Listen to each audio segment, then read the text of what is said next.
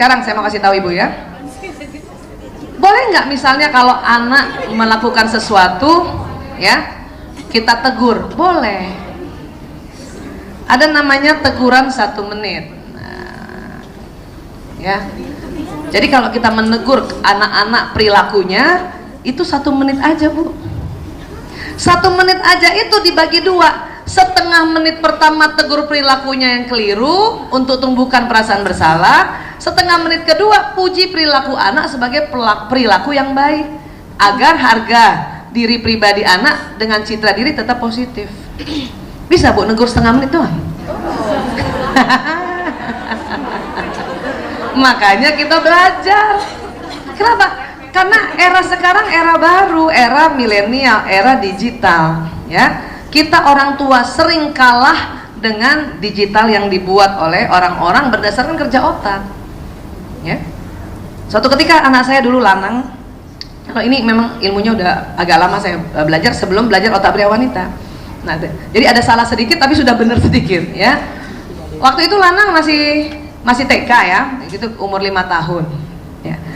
Biasanya saya jemput jam 11, dia ada di sekolahnya. Suatu ketika saya jemput jam 11, dia nggak ada di sekolahnya. Wih, saya panik dong, ya. Loh, kemana? Kata gurunya tadi ada di sini kok. Ya, ya sudah saya pulang aja. Waktu itu kan belum ada HP biasa, ya, masih telepon rumah yang di, ya. Nah, kemudian dia pulang jam berapa, Bu? Jam 5 sore. Waduh, ya. Ini anak jam 11 dijemput, jam 5 sore pulang. Apa yang terjadi, Bu? Itu dari jam 11 sampai jam 5 tuh dudak. Kemana ini anak, ya? Kan gitu. Ternyata dia pergi sama temennya ke warnet. Nah, dulu kan kalau kita main game harus ke warnet, kan? Nah, bayangin tuh anak TK loh, Bu. Ya. Untung saya belajar ini. Assalamualaikum. Waalaikumsalam. Udah susah juga senyum nih. Udah pengen marah nih, ya. Ya sudah. Maka karena harus tegur setengah menit, saya di ruang tamu saya ada jam besar sekali. Jadi anak saya suruh berdiri situ, ya. Setengah menit pertama saya tegur Lana perilakunya, Lanang, ya, dan sampaikan pesan saya, karena dari jam 11 sampai jam 5 saya kan takut, ya. Lanang, ya, ibu takut kamu tadi ibu jemput nggak ada, kan gitu, ya. Atau boleh juga ibu marah kenapa kamu pulang jam 5 sore, ya. Jadi yang disampaikan apa? Pesan saya. Ibu marah, ibu takut, ibu khawatir, ya. Itu namanya pesan saya. Banyak sering kita apa yang kita bilang, kamu selalu bikin ibu marah. Ada kata selalu lagi. Berarti itu anak dari lahir dong, Bu. Bikin ibu marah. Kamu bikin ibu kesal. Nah, kamu bikin ibu kesal itu mereka tersinggung. Ya. Yang marah siapa? Kita. Yang takut siapa? Kita. Tuh anak nggak takut orang lagi di warnet. Makanya lanang, ibu takut kamu pulangnya terlalu sore. Oke? Nah, setengah menit ini biar dia tahu bahwa oh ibu saya takut. Kenapa? Karena saya pulang terlalu sore dan tidak bilang sama dia. Jadi kita harus bilang, kamu nggak bilang sama ibu takut. Nah, itu dia harus tahu itu. Setengah menit berikutnya harus dipuji perilakunya, Bu. Ini susah loh. Habis marah suruh puji perilaku. Maka pakai istighfar. Astagfirullahaladzim. Kombinasikan dengan tarik nafas. Astagfirullahaladzim, ya Allah. Kan dia mumpung dia nggak lihat karena dia tunduk, kan. Setengah menitnya harus kita bilang, sebab Lanang selama ini kalau ibu jemput, Lanang ada di sekolah, ya. Atau kalau Lanang pergi, Lanang telepon ibu. Nanti setengah menit aja sudah, ya. Setelah itu apa? Kita harus kasih kesempatan dia untuk menjelaskan. Ibu, tadi aku minta tolong temennya ibu aku telepon ibu, tapi ibu nggak angkat. Nah, berarti saya juga ada kesalahan di situ. Oke? Nah, apa yang terjadi? Karena perilaku ditegur setengah menit, ini justru masuk di memorinya bahwa oh, saya kalau seperti ini bahaya. Oke? Tapi kalau kita terus-terusan bilang kamu selalu terlambat, kamu selalu terlambat. Ingat sistem saraf tadi? Apa yang terjadi? Maka dia akan selalu terlambat. Oke? Setengah menit memang kita harus pakai untuk dia tahu yang mana sih yang keliru, ya. Dulu kalau saya nggak pakai ini, itu nggak bisa setengah menit, Bu, merepet, Bu. Kamu dari mana, Lanang? Selalu terlambat. Kalau terlambat kan ibu bikin kesel. kamu nih kayak bapak kamu aja nih, selalu juga terlambat. Dasar orang Jogja selalu juga terlambat.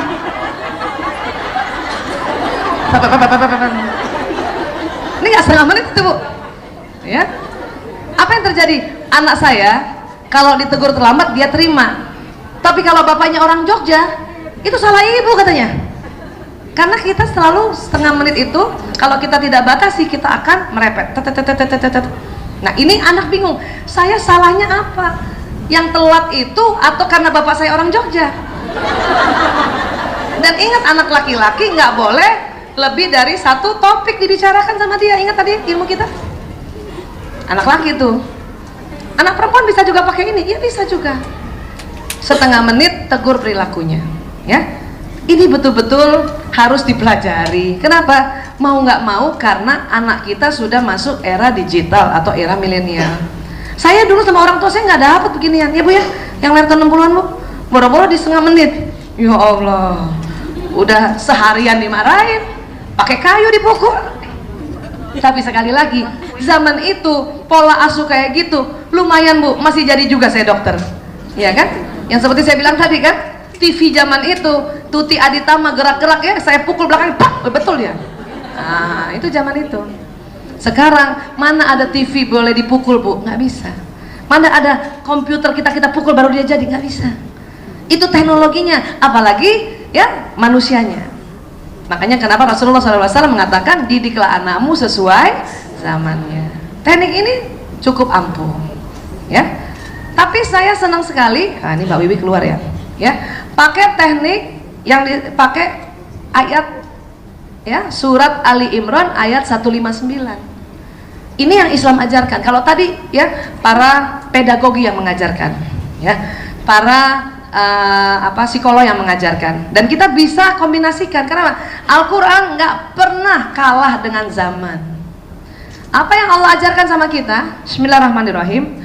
Maka karena rahmat dari Allah engkau bersikap lembut terhadap mereka. Jadi disuruh apa Bu? Lembut. Sekiranya engkau berlaku keras dan berhati kasar, tentulah mereka menjauhkan dari sekitarmu. Bu, ya, saya 22 tahun ngurus narkoba dan 4 tahun ngurus LGBT. Saya lihat betul apa yang terjadi apabila kita keras dan hati kasar. Anak menjauh dari kita dan menjauh dari rumah. Cilakanya di luar sana dia kena hal-hal yang berbahaya. Ya, ternyata Allah sudah bilang. Ya, seperti itu. Jadi kita harus lemah lembut, ya. Bu Aisyah, saya udah ngomong lembut, tuh anak masih songong, ya kan? Allah apa bilang? Maka maafkanlah mereka dan mohonkan ampun bagi mereka. Tuh Bu, ya, anak kita nih Bu, kita udah ngomong lembut, dia masih nangis, ya. Kita harus bilang apa? Ya Allah, saya maafkan anakku ini ya Allah. Dan harus sebut namanya Bu, ya, apalagi yang anaknya banyak kan, anak banyak kan. Ya Allah, saya maafkan anakku Fulan bin Fulan ini ya Allah, dia guling-gulingkan di mall ya Allah. Dan langkah berikutnya apa Allah minta? Mohonkan ampun bagi mereka, ya Allah ampuni dia ya Allah, ya. Jadi kita disuruh itu dulu, baru Allah minta apa? Dan bermusyawarahlah dengan mereka dalam sesuatu urusan. Baru tanya tuh anak, itu termasuk musyawarah. Kalau kita tidak mengikuti perintah Allah untuk 3 langkah ini, ya, lemah lembut, kemudian maafkan dan mohonkan ampun, dan kita langsung musyawarah, akhirnya bertengkar. Betul Bu? Siapa yang punya anak di bawah masih TK? Di bawah 5 tahun ada? Sering nggak diajak ke suatu tempat atau ke mall, dia minta es krim, kita nggak kasih, dia guling-gulingan Bu. Kalau kita langsung musyawarah, tanya sama dia, maka kita pun tensi lagi tinggi. Apa kita bilang? Kenapa? Serem banget. Kita tuh udah malu kan Bu. Kenapa? Pengunjung mall kalau lihat anak-anak gulingan itu lucu tuh. Dia lihat anaknya langsung cari ibunya mana. Itu otomatis loh Bu. Makanya kita langsung gerah banget kan. Dikasih lagi. Jadi kalau gitu apa? Pakai Ali Imran 159. Ya. Minta lemah lembut dulu. Memang Bu, ibu nih, orang tua sama anak kandung, ya, itu maunya cepet, tau nggak Bu? Tapi sama anak orang lain kita masih bisa lebih lembut, betul Bu? Makanya dalam pendidikan kita nggak bisa didik anak seterusnya seharian sama kita. Makanya kita titip ibu guru, ya, bapak ibu guru kan orang lain bukan? Anak bapak ibu guru juga dititip sama orang lain, nggak mungkin dia juga lakukan. Ya Bu, makanya kalau ibu bisa lembut sama anak, itu berarti rahmat Allah yang turun. Artinya apa? Kita emang minta lembut tuh harus diminta. Dan itu anak kuling-kulingan, ibu mundur dulu sedikit. Astagfirullahaladzim, astagfirullahaladzim ya Allah, astagfirullahaladzim ya Allah. Ya Allah, minta lembut ya Allah, minta lembut ya Allah. Harus minta memang. Ya. Setelah minta lembut apa? Ya Allah, saya maafkan dia ya Allah. Anakku fulan bin fulan itu ya Allah, saya maafkan. Harus ngomong Bu, saya maafkan dia ya Allah. Baru langkah ketiga, mohonkan ampun ya Allah, mohon ampun buat dia ya Allah. Oh, tuh lihat tuh orang pengunjung udah ngeliat semua ya Allah. Ampun. Sudah 3 langkah itu baru ibu ajak musyawarah. Dan lihat ya, Rasulullah kalau bicara sama anak kecil, dia nggak begini, dia sejajarkan gitu. Kita juga gitu sama anak Bu. Kan waktu kita mundur pakai 3 langkah kan dia udah lumayan, nangisnya udah lumayan kan. Dan ingat Bu, anak kalau habis nangis besar nggak bisa langsung diam, pasti ada intervalnya.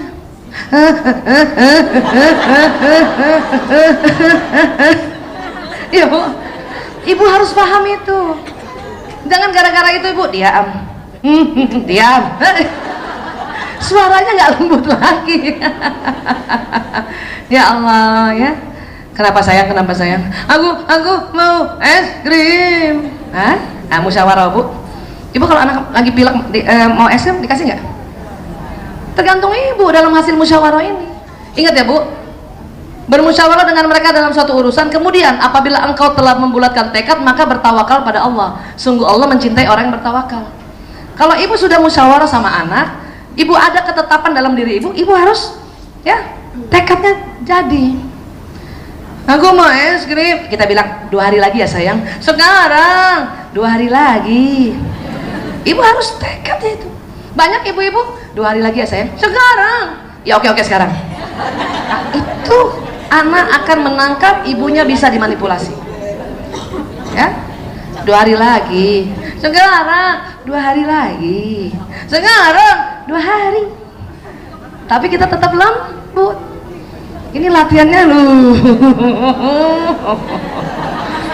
Tapi Bu, karena kita sudah minta rahmat Allah ya, minta lembut, Allah yang turun kasih ke kita, kasih sayang kita itu. Oke? Setelah itu kalau ibu memang mau 2 hari lagi, ibu alihkan perhatiannya. Ayo kita pergi makan aja Yuna yuk. Nasi goreng enak banget loh. Tapi ingat, setelah 2 hari, walaupun dia pilek dan dia masih minta lagi, kasih nggak Bu? Kasih. Karena ibu sudah janji. Yang bikin sakit tuh bukan es krimnya Bu, kita yang ngomong. Entah sakit, entah sakit, entah sakit. Ibu ingat kan, sistem saraf membawa pesan yang didengar. Entah sakit, entah sakit ya. Es krim tuh nggak pernah bikin sakit Bu. Ya, yang bikin suka luka di leher itu justru yang bunga esnya. Jadi kalau ibu belikan es krim, ya bersihin dulu bunga esnya. Dan sampaikan kata yang baik-baik. Ini es krimnya nak, insya Allah kamu bahagia sehingga kamu sehat. Nah gitu. Kadang kita udah ngasih masih mencela. Sakit ya sakit, nah sakit.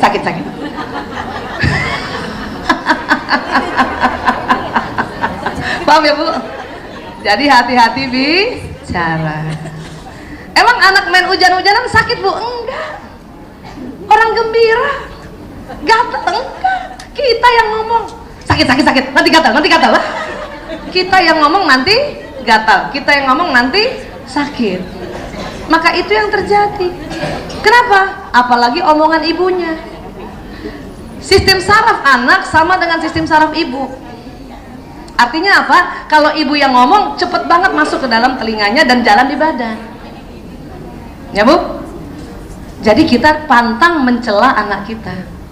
Kalau orang lain gimana Bu Aisyah? Biarin aja orang lain Bu. Kenapa? Sistem sarafnya beda. Jadi kalau kita udah baik-baikin anak, tetangga kita, atau maaf, tantenya kak, atau siapapun di luar dari kita, celah dia, ya, itu tenang aja Ibu. Nggak mempan. Tapi kalau ibunya yang ngomong, langsung mempan. Ya, emang sistem saraf itu, ya, persis banget anak dengan ibunya. Bahkan bapaknya marah aja Bu, kalau ibu nggak setuju kata-kata bapaknya, ibu pantang tegur bapak di depan anak. Itu laki-laki nggak suka. Ya, langsung ibu diam aja. Kalau bapaknya marahin dia ya, kan kita udah belajar bahwa kita nggak boleh ngomong yang buruk. Bapaknya bilang, kamu ini nakal banget ya. Dalam hati kita, nggak kena.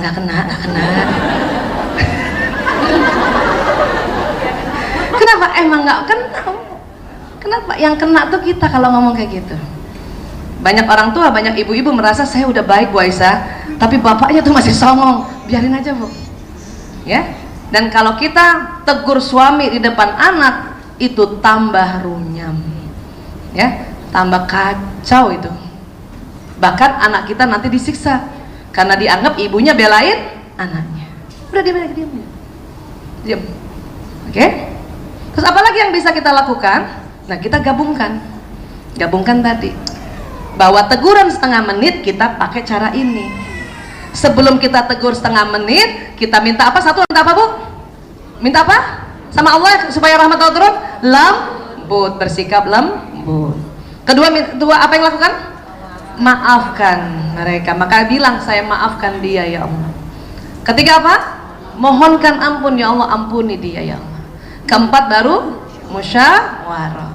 Hasil musyawarahnya kita disuruh apa Bu? Bulatkan tekad dan tawakal tu Allah. Ya, kalau sudah tawakal, pas anak 2 hari lagi dia masih pilek minta es krim, kan udah tawakal Ibu. Kasih. Sampaikan kalimat yang bagus. Ya.